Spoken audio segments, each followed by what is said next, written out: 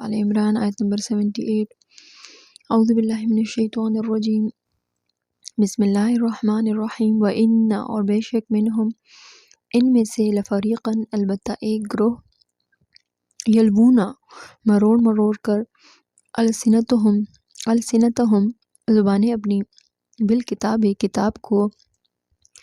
لتحسبوہ تاکہ تم سمجھو اس کو، من الکتاب کتاب میں سے، وما اور نہیں ہوا وہ، من الکتاب کتاب میں سے یعنی توریت میں سے، ویقولون اور کہتے ہیں، ہوا وہ من عند اللہ خدا کی طرف سے، وما ہوا اور نہیں وہ من عند اللہ اللہ کی طرف سے ہے، ویقولون اور وہ کہتے ہیں، علی پر اللہ الکذب جھوٹ، وہم اور وہ یعلمون جانتے ہیں، وَإِنَّ مِنْهُمْ لَفَرِيقًا يَلْوُونَ أَلْسِنَتَهُمْ بِالْكِتَابِ لِتَحْسَبُوهُ مِنَ الْكِتَابِ اور ان اہل کتاب میں بعض ایسے ہیں کہ کتاب توریت کو زبان مروڑ مروڑ کر پڑھتے ہیں تاکہ تم سمجھو کہ جو کچھ وہ پڑھتے ہیں کتاب میں سے ہے، وما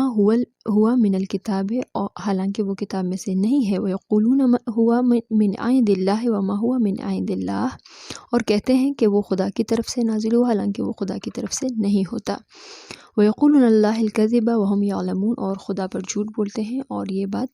جانتے بھی ہیں۔ اس آیت میں اللہ رب العالمین یہود کے ایک گروہ کے بارے میں فرماتا ہے کہ ان کا ایک گروہ جو ہے، جو خطبہ دینے والے ہوتے ہیں، جو ان کے واعظین ہوتے ہیں نا، جو وعظ اور نصیحت کرتے تھے، تو یہ گروہ اس تورات کو ایک خاص انداز میں پڑھتے تھے، اور جو بات یہ یہودی جو واعظین ہوتے تھے یہ لوگ اپنے آپ سے کرتے تھے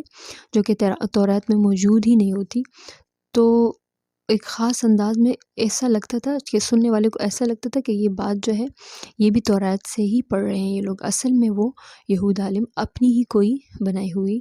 بات جو ہے بتاتے تھے اور اس کو بہت ہی خاص انداز سے پڑھتے تھے۔ تو اللہ رب العالمین فرماتا ہے یہاں کہ یہ گروہ اس طرح بولتے ہیں جیسے کہ توریت کو پڑھ رہے ہوں، مگر وہ بات کتاب توریت سے ہوتی ہی نہیں ہے، وہ اللہ کی طرف سے نہیں ہوتی۔ اللہ پاک فرماتا ہے کہ یہود اپنے مفاد کے لیے اللہ پر جھوٹ بولتے ہیں۔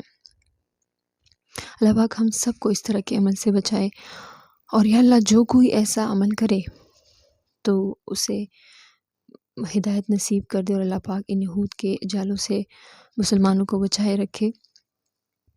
کبھی کبھی بندہ بہت ڈر جاتا ہے کہ اس وقت کے بنی اسرائیل کے علماء یہ کام کرتے تھے اور دنیا کے لیے یہ سب کرتے تھے، تو آج پاکستان آپ دیکھ لیں کیا کچھ نہیں ہوتا، بکنا سب کچھ بکتا ہے، ایمان، عزت، سب کچھ، غریب جو ہے غریب سے غریب تر ہوتا جا رہا ہے، بہت ہی بری صورتحال ہے، بندہ ڈر جاتا ہے۔ تو حضور صلی اللہ علیہ وسلم نے فرمایا ہے جس کا مفہوم ہے کہ میری امت پر 5 ادوار ہوں گے، یعنی 5 دور آئیں گے۔ نمبر 1 نبوت کا دور، نمبر 2 خلافت کا دور، پھر بادشاہت کا دور، پھر ظلم و جبر کی فرما روائی، پھر عیسیٰ علیہ السلام کا دور۔ تو اگر دیکھ لیں تو آپ لوگ دیکھ لیں نبوت کا دور ختم ہو گیا، یعنی پاک نبی صلی اللہ علیہ وسلم پر نبوت ختم ہے۔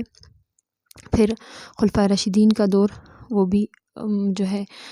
ہو گیا، پھر اس کے بعد بادشاہت کا دور جس میں اکبر بادشاہ اور یہ سارے بادشاہ گزرے ہیں۔ اب پھر اس کے بعد ظلم و جبر۔ تو آج ظلم و جبر کی بادشاہی ہے، کوئی بندہ اسلام کے طریقے پہ جو ہے اس کے لیے چلنا مشکل ہو گیا ہے، دھوکہ، بددیانتی، فریب، یہ آخری دور ہے۔ اب صرف عیسیٰ علیہ السلام کا انتظار ہے۔ اللہ مجھے